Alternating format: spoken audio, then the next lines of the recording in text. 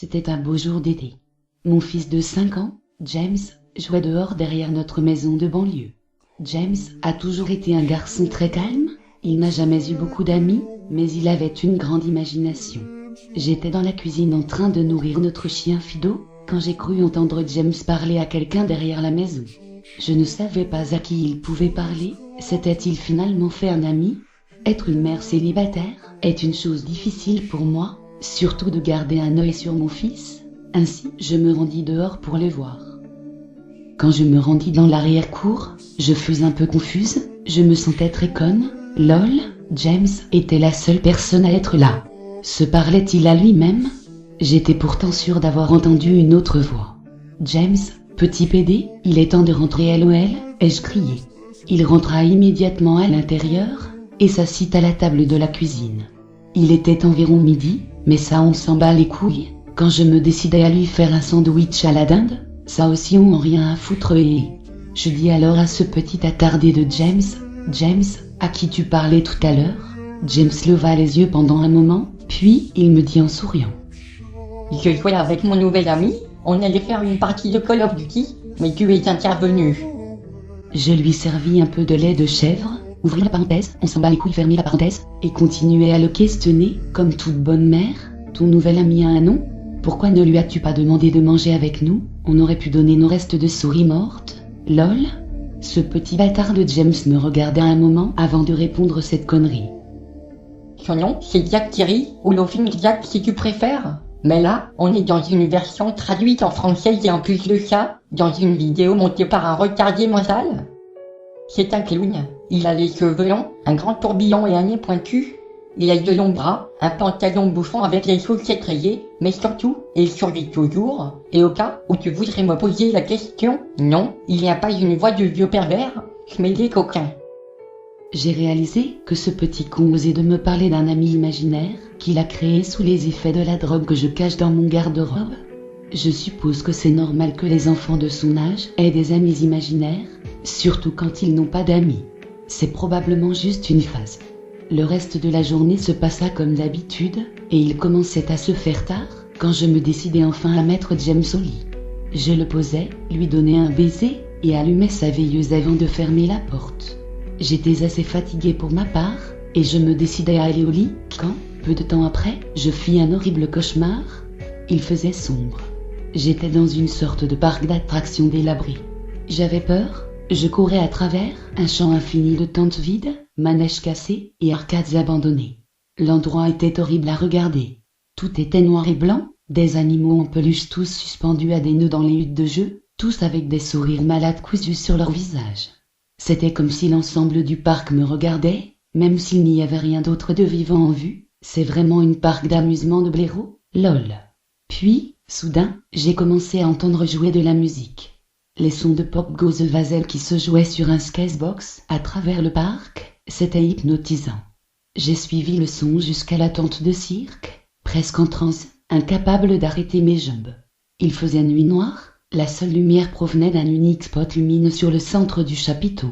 Alors que je marchais vers la lumière, la musique ralentit, je me suis retrouvée à chanter, incapable de m'arrêter.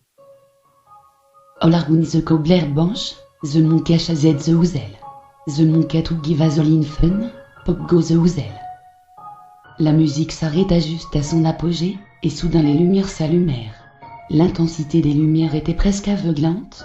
Tout ce que je pouvais voir, c'était une petite silhouette sombre en face de moi. Puis une autre est apparue, et une autre, puis une autre, puis un autre, puis un autre, puis un autre, puis un autre, puis un autre, puis un autre, puis un autre encore, puis un autre. Il y avait des dizaines d'entre eux et tous marchaient vers moi. Je ne pouvais bouger, mes jambes étaient gelées, tout ce que je pouvais faire était de regarder les obsédantes silhouettes qui s'approchaient. Comme elles se rapprochaient, je pus voir que c'étaient des enfants. J'ai remarqué qu'ils étaient tous horriblement défigurés et mutilés. Certains avaient des coupures sur tout le corps, d'autres étaient gravement brûlés et d'autres n'avaient plus de membres, même plus d'yeux. Les enfants m'ont entouré, griffant ma chair, me traînant sur le sol, me déchirant de l'intérieur. Comme ces sales bâtards me griffaient, je m'évanouis, sous leur rire, horrible, diabolique et monstrueux. Je me suis réveillée le lendemain matin dans une sueur froide. Après quelques respirations haletantes, j'ai regardé autour de moi et j'ai vu quelques-unes des figurines de James positionnées en face de moi sur ma table de chevet. J'ai soupiré, James s'était probablement réveillé tôt et les avait déposés ici. J'ai ramassé les jouets, et je me suis dirigé vers la chambre de James pour voir s'il était réveillé, mais quand j'ai ouvert la porte, il dormait encore. J'ai juste haussé les épaules, et placé les jouets de nouveau dans son coffre à jouets, et me dirigé vers le salon pour déjeuner. Un peu plus tard, James s'est réveillé à son tour, et je lui ai fait son petit déjeuner. Il était calme, et semblait un peu mou, peut-être qu'il n'avait pas bien dormi non plus. J'ai décidé de lui poser des questions sur les jouets. James mon chéri, c'est toi qui as mis les jouets dans la chambre de maman ce matin? Ses yeux étaient tournés vers moi pendant un moment, puis rapidement, il se retourna vers son bol de céréales. C'est Jack Kirry qui a fait ça. J'ai répondu alors, eh bien, demande à ce gros pédé de Jack Kirry de laisser des jouets dans ta chambre, ok? Le petit hocha de la tête, et se cassa comme un con. Je suis allé me détendre dans le salon, et j'ai dû m'assoupir, car je me suis réveillé quelques heures plus tard. Je dois surveiller James, il ne doit pas vendre de la drogue avec les enfants du coin sans ma permission, MDR, ai-je crié. Je m'étais un peu inquiété, 2 heures étaient passées, et voilà que j'avais oublié ma résolution de le surveiller. Je sortis dans la cour, mais James n'était plus là. Cela commençait à m'inquiéter, alors je me mis à l'appeler, James, James, petit imbécile, où es-tu? C'est alors que j'entendis un rire, provenant de la cour avant. Je me suis précipité à travers la porte à l'avant de la maison. James était assis sur le trottoir. Je poussai un soupir de soulagement et me dirigeai vers lui. James, combien de fois je t'ai dit de rester dans l'arrière? James, qu'est-ce que tu manges? James me regarda, puis fouilla dans sa poche, et en sortit une main pleine de bonbons durs de toutes les couleurs. Cela m'a rendue très nerveuse. James, qui t'a donné ces bonbons? C'est le vieux chelou du village 1. Il ne répondit pas. James, s'il te plaît, dis à maman où tu as trouvé ces bonbons. James baissa la tête et dit: Jack Kirry me les a donnés, il m'a dit que ça aura des effets bénéfiques se serra, je m'agenouillai pour le regarder dans les yeux. James, j'en ai assez de cette pédale de Jack Kirry machin chose, il n'existe pas. Maintenant, c'est une situation très grave, et j'ai besoin de savoir qui t'a donné les bonbons. Je pouvais voir les yeux de mon fils en larmes, il essayait de me convaincre que c'était l'offine Jack qui lui a donné ces bonbons. Je fermais les yeux pour ne plus rien voir, parce que je suis très conne, XD. Je pris une profonde inspiration. James ne m'a jamais menti à moi, mais ce qu'il me disait était impossible. Je lui fis cracher les bonbons, et je jetai le reste. James semblait être en forme. Peut-être que j'ai eu une réaction excessive.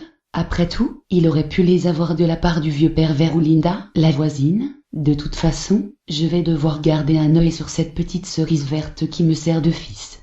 Cette nuit-là, je mis James au lit comme d'habitude, et je décidai d'aller au lit tôt. Soudain, j'ai été réveillé par un grand bruit venant de la cuisine. Je sautai du lit et me précipitai dans les escaliers, paniqué. Quand je suis arrivé à la cuisine, je fus horrifié. Toutes les choses sur les comptoirs avaient été jetées sur le sol, et notre chien Fido était dans un état près de la mort. Son ventre était ouvert et bourré de bonbons, du même type que ceux que James mangeait plus tôt ce jour-là, bien que je suis étonné de dire autant de conneries, car, si le chien a le ventre ouvert, je doute qu'il soit encore vivant. L'état dans lequel j'étais fut rapidement brisé par un cri aigu venant de la chambre de James, suivi de gros bruits. J'ai vite attrapé un couteau, comme une psychopathe, et gravi les escaliers avec la vitesse que seule une mère dont l'enfant est en danger pouvait avoir. Je fonçai à travers la porte et allumai les lumières dans la foulée. Tout dans la chambre avait été renversé et jeté sur le sol. Mon pauvre fils dans son lit pleurait et tremblait de peur. Une piscine d'urine étalée sur les draps. Je pris mon enfant et courus hors de la maison, puis j'allai du côté de la maison de Tom et Linda. Heureusement, ils étaient encore éveillés. Ils me permirent d'utiliser leur téléphone et d'appeler la police. Il n'a pas fallu longtemps pour qu'ils arrivent et pour que je leur explique ce qui s'était passé, mais, à ma grande surprise, ils me regardèrent comme si j'étais folle. Ils fouillèrent la maison, mais tout ce qu'ils trouvèrent fut notre chien mort Reno, de chambre saccagée. L'officier m'avait dit que quelqu'un était probablement entré dans ma maison et avait fait ça avant de fuir quand ils m'ont entendu monter l'escalier. Je savais que ce n'était pas vrai. Toutes les portes étaient verrouillées et aucune des fenêtres n'était ouverte. James est resté à l'intérieur. Je ne voulais pas que ce con sorte encore dehors pour bouffer des bonbons. Je suis allée dans le garage et j'ai trouvé son vieux moniteur pour bébé. Je le lui confiais, lui demandant de crier si quelque chose arrivait dans sa chambre ce soir. Enfin, j'allais être en mesure de l'entendre. J'aurais pu aussi essayer de dormir dans sa chambre pour mieux le surveiller, mais bon, comme je l'ai dit, je suis très conne. Je suis allée à la cuisine et j'ai attrapé le plus gros couteau dans le tiroir pour le mettre sur ma table de nuit. Ami imaginaire ou pas, je n'allais pas laisser quoi que ce soit faire du mal à ce petit PD. Le soir est venu assez rapidement, comme par hasard. Je mis James au lit, il avait peur, mais je lui ai promis que je n'allais pas le surveiller dans sa chambre histoire qu'il lui arrive malheur. Je lui donnai un baiser et une gifle amicale.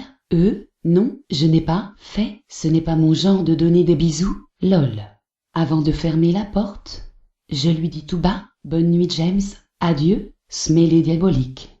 J'ai essayé de rester éveillé aussi longtemps que je le pouvais, mais après quelques heures, je me suis senti à la dérive. Mon bébé serait en sécurité pour la nuit, et j'avais besoin de dormir. Au moment où je posais ma tête sur l'oreiller, j'entendis un bruit venant du moniteur pour bébé que j'avais confié à mon fils. Au début, ça ressemblait à des interférences, comme le type qu'une radio ferait. Puis, elle s'est transformée en un doux gémissement. James s'était endormi, puis je l'ai entendu, le rire de mon cauchemar, ce rire horrible. J'ai jailli du lit et attrapé le couteau comme une psychopathe. Je me suis précipitée dans la chambre de James, laissant la porte ouverte. J'ai essayé d'allumer l'interrupteur de la lumière, mais il ne fonctionnait plus. Je fis un pas à l'intérieur, et je pus sentir un liquide épais et chaud sur mes pieds, de la sauce à spaghetti peut-être. Soudain, la veilleuse de James s'alluma, et je pus voir l'horreur absolue en face de moi.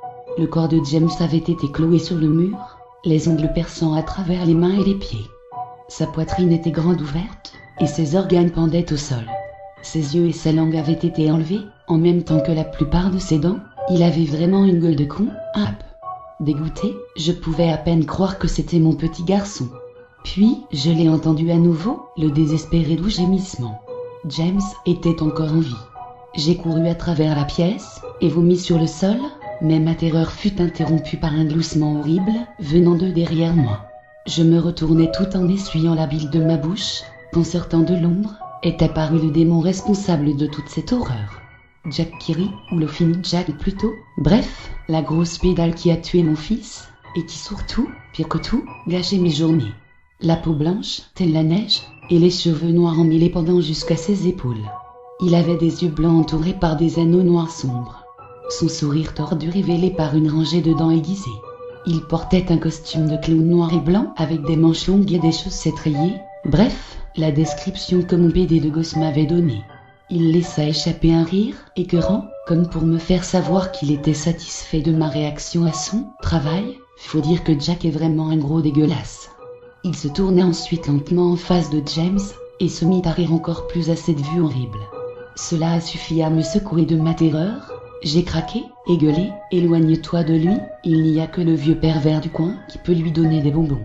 Je me suis précipitée sur le monstre, le couteau au-dessus de ma tête, et je l'ai poignardé rageusement, mais dès que le couteau l'a transpercé, il a disparu dans un nuage de fumée noire. Peut-être que le Fini Jack est le maître des fumeurs.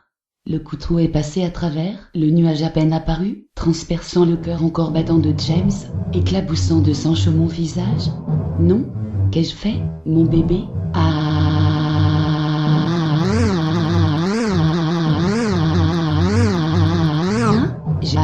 J'ai tué le petit con.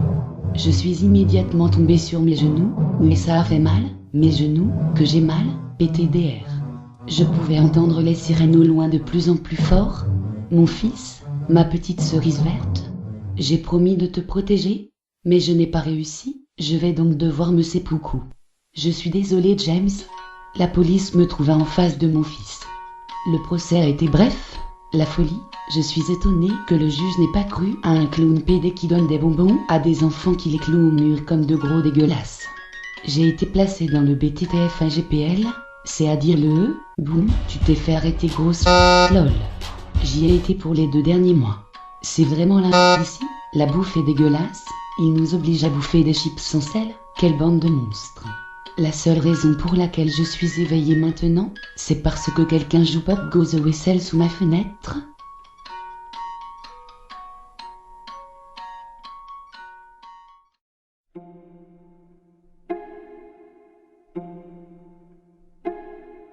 Come, little children, I'll take thee away into a land of enchantment.